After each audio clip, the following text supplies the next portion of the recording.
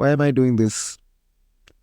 So, having come to crossroads in life, people might call it life imbalance or midlife crisis or any other words, but I prefer to call this stage of my life as awakenings, awareness. I want this to make a change for the countless people who have been in similar situation as me and confused and pondering the eventualities of the meaning of this long graft. My story evolves and revolves around the many interactions and generosity of people that I have been fortunate to be part of. So, this is my opportunity for thanking everyone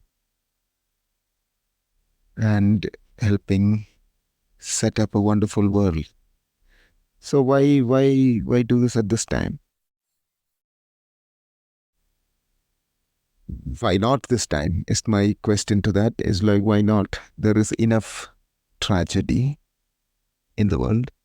So, if somebody is trying to help, why not? So, I have no doubts that my childhood and early days have been full of fun, friends, and family in equal measure, coupled with the longing for doing something special, but never knowing what that special meant. Influenced by people, times, and popular cultures, I wanted to do something that someone else was doing. When I got to find out that I was not really good at anything, then started to lose interest and move into another thing. What might be perceived as laziness and lack of craft or like that grit was maybe more curiosity that manifested in different forms, which I am only realizing now. Maybe if I gave myself a little more compassion, then paths would have been clearer earlier. But we were unaware. And this moment of realization and clarity was so uplifting. So after having a great schooling, being average at pretty much everything I've done, but acted as though I was the greatest, I decided that moving away from that nurturing environment was the best idea for my mental health. And that brings me back to what we are doing here. Or we are doing here in this podcast, so welcome, is talk about mental health and how my journey, although it's a journey, can shed some light on the things I've learned and hope it helps someone out there who might be stuck like I was maybe a few years ago. So this is not an expert's guide on how to live life. This is a just gentle, quiet reflection, inward reflection on what life means for me and what I think we can do for each other. So in that we have our life. So I was trying to fit into culture, which is what I was doing from a very young age. And it was maybe in Liverpool where this part of the journey which took shape in the midst of a bustling university town filled with great architecture, great lights, and people from so many different cultures. It kind of felt I was part of a family, even though they were not all part of my family.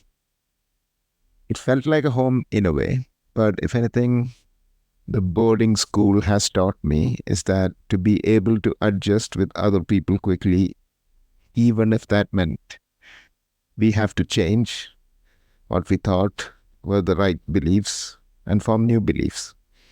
So I had to adapt because the conditioning in the boarding school was such that if you didn't conform, you got beaten up. I was fascinated by this individualistic mentality, and everyone was free to do whatever they wanted to do. This confused me because in the cultures we were growing up we were told that being individualistic in nature was not good. So you had to think for others, and whatever you did, if you thought about yourself, you were being selfish. And it was kind of strange when I arrived into this new country when I was so young, and I get this opportunity to be really individualistic. I didn't know what that meant. It was strange to be able to relay this signaling to the brain. It was like the brain was saying, "Oh, what is this? No, no, no, we don't do this. We do everything, whatever our circle wanted or our tribe wanted."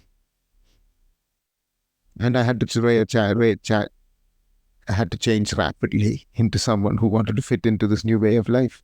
So was get into things which made me average, such as like volleyball or football or many other sporting things, which I just ended up doing just because I just wanted to fit in. Never having a voice, always being the one who agrees everything, and also seeking the the word which gets thrown around a lot, validation. Maybe, maybe. So that is what is happening. So the purpose was to show that, hey, look at me, I'm great.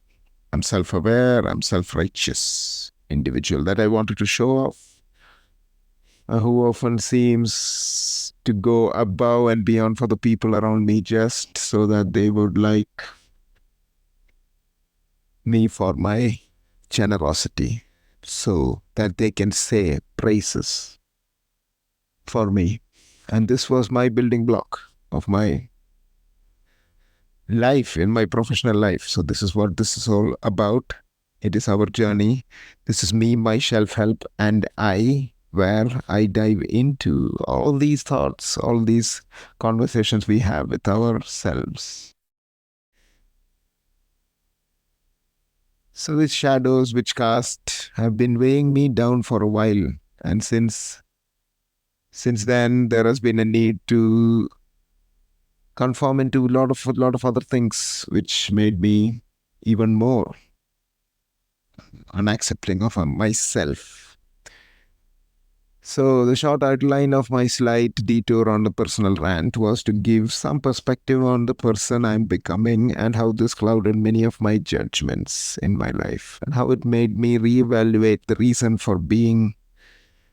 This is not by any stretch of imagination introspection of the psyche, but more general point.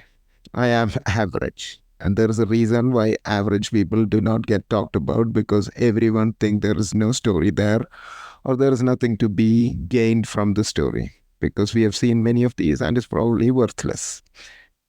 So I've read many books about personal transformation and some of them have inspired me, no doubt. But generally the story is about someone overcoming a drastic hardship and chaos and real problems and overcome with great determination and other tools of self-transformation, pull themselves back, and now everything becomes clear and they tell the story. The point for this, although, is very entirely different and it's not as awe-inspiring story. Still feels like something we was a miss, and it dawned again the average rule. It was not about me and why this is. It's because I always felt that I did not have much to contribute. As there are many extraordinary people who can read better, write better, talk better, play better, laugh better, etc. But then the opposite is also true.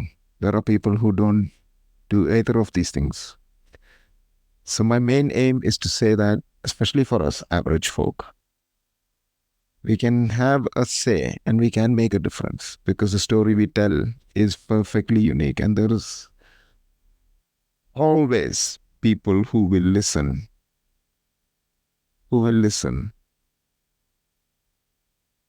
if we care enough to listen.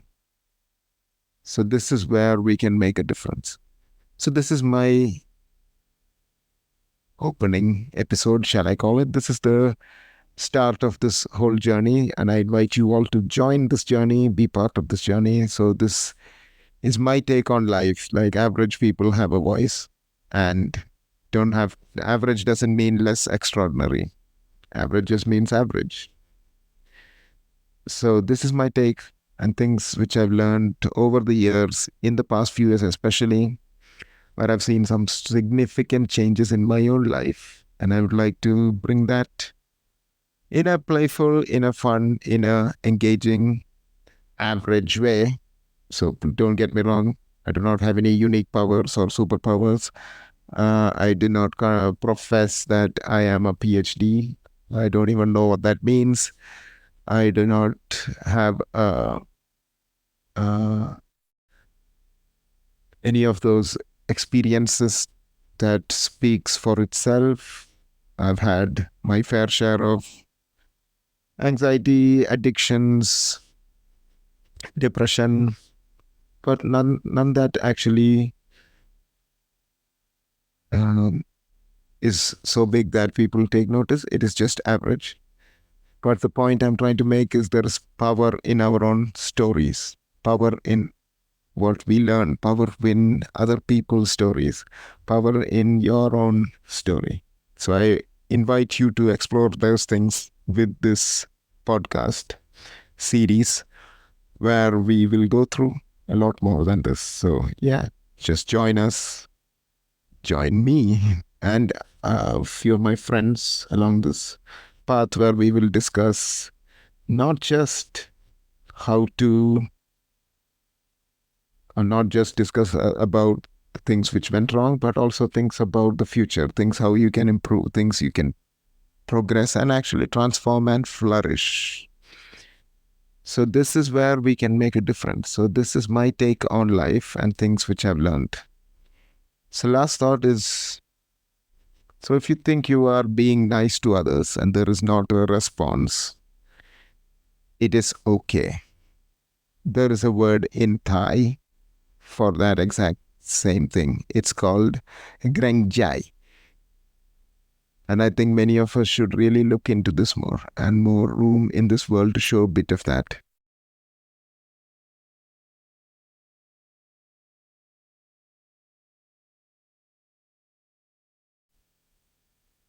So until next time, take it easy. Catch you on the flip side. On me, myself, help, and I. This is Nikhil signing off. Take care. Bye.